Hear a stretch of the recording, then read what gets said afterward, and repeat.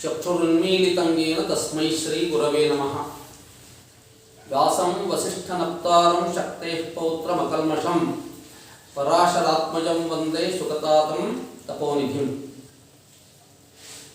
हमारे भारतीय संस्कृति में गुरु का बड़ा महत्वपूर्ण स्थान है। गुरु जी का आशीर्वाद लेने का दिन, गुरु जी के चरण कमलों में गौरव समर्पण करने का दिन जो है उसको गुरु पूर्णिमा कहते हैं। गुरु पूर्णिमा का दिन सभी सन्यासी लोग व्यास की पूजा करके 2 महीने तक एक ही स्थान पर रहने का संकल्प लेते हैं और बाकी सामान्य लोग अपने अपने गुरुओं के पास जाकर उनकी पूजा करके गौरव समर्पण करके उनसे आशीर्वाद पाते हैं। यह भारतीय संस्कृति में आषाढ़ शुक्ल पूर्णिमा को गुरु पूर्णिमा का नाम से पुकारते हैं और इसको व्यास पूर्णिमा भी कहते हैं। इसी दिन व्यास जी का आविर्भाव हुआ ऐसा भी कहते हैं और पूर्व काल में सभी लोग गुरुकुल में रहकर विद्या उनका अर्जन करते हैं। उसी तरह श्री राम जी वशिष्ठ जी के आश्रम में रहकर विद्या की प्राप्ति की और श्री कृष्ण जी सांदीपनी के आश्रम में रहकर 64 दिनों में 64 विद्याओं का अर्जन किया और जब उनका विद्यार्जन संपन्न हुआ तब गुरुपत्नी ने कहा, गुरुदक्षिणा के रूप में हमारे जो पुत्र समुद्र में बह गया है उसको वापस लाके दो। उसी तरह श्री कृष्ण ने वो समुद्र में जाकर वो जहां था वहीं जाकर यमलोक में जाकर यम से उसको किस स्थान पे है उसको उसी रूप में लाके गुरुदक्षिणा के रूप में सांदीपनी को और उनके गुरुपत्नी को समर्पण किया। इसी गुरु पूर्णिमा के दिन यह काम श्री कृष्ण ने किया, इसलिए इसको व्यास पूर्णिमा अथवा गुरु पूर्णिमा का नाम से मनाते हैं, ऐसे भी कुछ लोगों का अभिप्राय है। गुरु कौन है? शंकर भगवत्पादाचार्य कहते हैं, अधिगत तत्वः शिष्य हिताय समुद्यतः सततम्। जो आत्मज्ञानी है, ब्रह्मज्ञानी है, तत्वज्ञानी है और जो कभी भी शिष्य का हित का चिंतन ही करता है उसी को गुरु कहते हैं। और उस गकार गुरु शब्द में ही 2 अक्षर है, गु और रु। गकार अंधकार का प्रतीक है, अज्ञान रूपी अंधकार को का द्योतक है और रेफ जो है रकार को रेफ कहते हैं, वो नाशक है। रेफ जो है वो अग्नि बीज का है, इसलिए अंधकार नाश करने वाला जो है वही गुरु है। गकारो अंधकारस्य रेफस्तस्य निरोधकः अंधकार निरोधत्वात् गुरुरित्यभिधीयते। जो अंधकार को दूर करता है, अज्ञान रूपी अंधकार को दूर करता है और शिष्य को सन्मार्ग में आगे ले जाता है, उसको ही गुरु कहते हैं।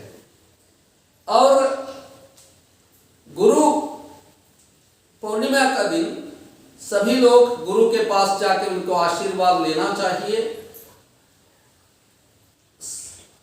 ये आध्यात्म मार्ग में गुरु का बड़ा महत्व है। जो शिष्य ज्ञान की प्राप्ति करना चाहता है उसको आत्मज्ञान आत्मज्ञान पाने की इच्छा जिस शिष्य को होता है उसको गुरु के पास जाना ही पड़ता है। तद्विज्ञानार्थम गुरुमेवाभिगच्छेत् श्रोत्रियम ब्रह्मनिष्ठम मुंडकोपनिषद में है। यानी तत्वज्ञान के यानी ब्रह्मस्वरूप के ज्ञान पाने के लिए गुरु के शरण में जाना चाहिए। वो भी श्रोत्रिय ब्रह्मनिष्ठ होना चाहिए। गुरु आचार्यवान पुरुषो वेद, जो आचार्य के पास जाता है और उसके आत्मज्ञान पाता है, वही वो शिष्य मुक्त हो सकता है। इसलिए जो ये संसार बंधन से मुक्त होने की इच्छा रखता है उसको अवश्य गुरु के पास जाना चाहिए। इसी तरह सामान्य विद्याओं के पाने के लिए भी गुरु के पास जाना पड़ता है।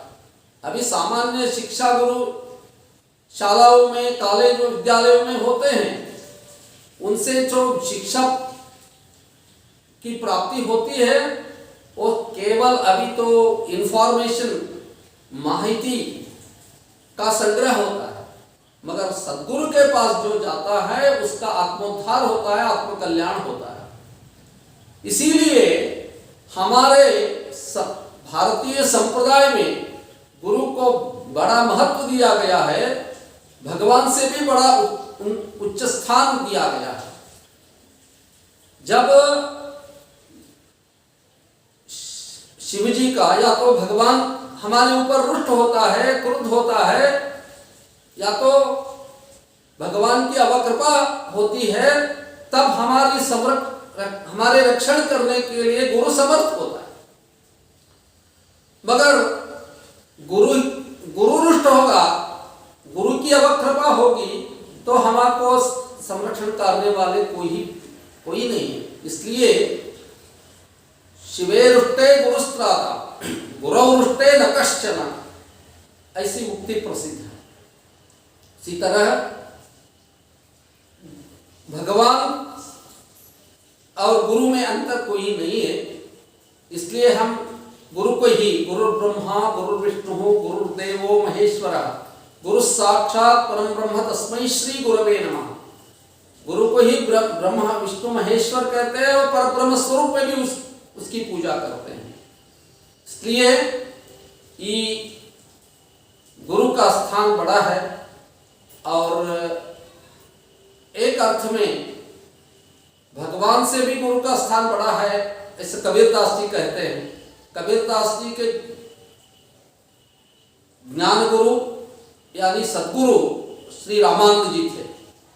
रामानंद जी ने उनको राम तारक मंत्र का उपदेश दिया। उसी राम तारक मंत्र के प्रभाव से, अनुष्ठान से, अनुसंधान से उनको राम जी का साक्षात्कार भी हुआ। एक समय ऐसा आया जब कबीरदास जी अनुसंधान कर रहे थे, उसी समय श्री राम जी का साक्षात्कार हुआ। उसी समय उनके गुरु जी रामानंद जी भी पधारे। उस समय वो ऐसी मुक्ति उनके मुख से निकली, गुरु गोविंद दोनों खड़े काचो लागो पाए, बलिहारी गुरुदेव गोविंद दियो बताया। गुरु और भगवान दोनों साथ में खड़े हैं, किसको नमस्कार करूं मैं? ऐसा सोच के कबीरदास जी ने गुरु रामानंद जी के चरणों में पहले नमस्कार किया। इस उक्ति में वो कहते हैं कि पहले मैं गुरु जी को नमस्कार इसलिए किया कि गुरु जी ने ही मुझे भगवान को बता दिया। भगवान का साक्षात्कार होने के लिए गुरु की ही कृपा है, इसलिए मैंने गुरु को नमस्कार किया, ऐसा उन्होंने कहा। गुरु के बिना मुक्ति नहीं होती है। इसलिए अध्यात्म मार्ग में तो गुरु की आवश्यकता नितांत होती है। उसी तरह सामान्य विद्याओं की शिक्षा में भी होती है, नहीं है ऐसा नहीं, मगर ये जो आत्मकल्याण, आत्मोद्धार के कारण सद्गुरु ही होते हैं। और इस पूर्णिमा को इसीलिए गुरु पूर्णिमा के रूप से मनाते हैं। उस दिन गुरु जी के नाम, गुरु जी की पूजा अर्चना उपासना करते हैं और उनके पास जाके उनके आशीर्वाद पाते हैं, इसलिए गुरु पूर्णिमा कहते हैं। इसी तरह इसको व्यास पूर्णिमा भी कहते हैं, क्योंकि सभी विद्याएं जो हैं, वेद विभाग उन्होंने किया व्यास जी ने, और अष्टादश पुराणों की रचना की, महाभारत की रचना की और ब्रह्मसूत्रों की रचना व्यास जी ने ही की। इसलिए सभी विद्या स्थानों का प्रवर्तक व्यास जी हैं, इसलिए उस दिन व्यास जी की पूजा की जाती है। और उसी दिन सन्यासी लोग व्यास जी की पूजा करते हैं, व्यास पंचक पूजा करते हैं, गुरु पंचक, कृष्ण पंचक, आचार्य पंचक, सनत कुमार पंचक आदि पंचकों ने पूजा करके उस दिन संकल्प लेते हैं एक ही स्थान पे 2 महीने तक हम रहेंगे। 2 महीने उनके लिए चातुर्मास्य है। एक पक्ष यानी एक 15 दिन को एक मास के रूप में, एक माह के रूप में गिनते हैं। इसके लिए वेद की उक्ति है, पक्षो वही मासा। इस गिनती के अनुसार 2 माह उनके लिए 4 माह यानी 4 चातुर्मास का संकल्प वो लेते हैं। और इसलिए लेते हैं कि पूर्व काल में परिव्राजक सन्यासी लोग एक ही स्थान में नहीं रहते थे, 3 दिन के ज्यादा एक स्थान में वो निवास नहीं करते थे, और कभी भी संचार परिव्राजक थे, संचार ही करते थे। और 2 महीने में एक ही ठिकाने एक ही स्थान में रहने का उद्देश्य 2 है। एक, उस समय में बारिश के दिनों में सूक्ष्म जीवाणु की उत्पत्ति होती है। जब वो चलते हैं, मार्ग पे चलते ही जाते थे, पैदल ही जाते थे, तो पाँव रखने से सूक्ष्म जीवाणु की हिंसा होती है, इस उद्देश्य से, और एक ही ठिकाने वो कभी भी बाहर नहीं जाते थे। ये एक उद्देश्य है। और दूसरा उद्देश्य है, एक ही ठिकाने रह के वहां के जो लोग रहते हैं, शिष्य लोग, उनको धर्म और आध्यात्म पे मार्गदर्शन देने का एक अवसर प्राप्त उनको होता था।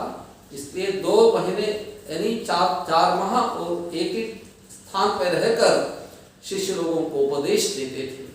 इसलिए इसको व्यास पूर्णिमा के नाम से भी पुकारते हैं। इसलिए इस व्यास पूर्णिमा के दिन सभी लोग अपने अपने गुरु के पास जाना चाहिए। हमारे भारत देश में गुरु का स्थान बड़ा है, इसलिए मैंने कहा इसी तरह एक व्यक्ति को मार्गदर्शन करने वाले ही गुरु है, और एक समाज को मार्गदर्शन वाले भी पीठाधिपति जगत गुरु लोग हैं। और जब समाज से ही राष्ट्र बनता है, इसलिए राष्ट्र को आगे लेने के लिए गुरु की आवश्यकता होती है। भारत पूर्व काल में इसी देश, भारत देश ही जगत गुरु स्थान पे था, विश्व गुरु के स्थान पे था। इसी तरह फिर से हम विश्व गुरु के स्थान पे जाने के लिए हमको सद्गुरु की आवश्यकता होती है, मार्गदर्शन की आवश्यकता होती है। इसलिए हम सद्गुरु को शरण जाना चाहिए। इस गुरु पूर्णिमा के संदर्भ में सभी लोग अपने अपने गुरु को के पास जाकर उनके आशीर्वाद ले, ऐसी आशा मैं करता हूँ। और इस गुरु पूर्णिमा के शुभ संदर्भ में सभी लोगों को शुभाशंसन भी देना चाहता हूँ।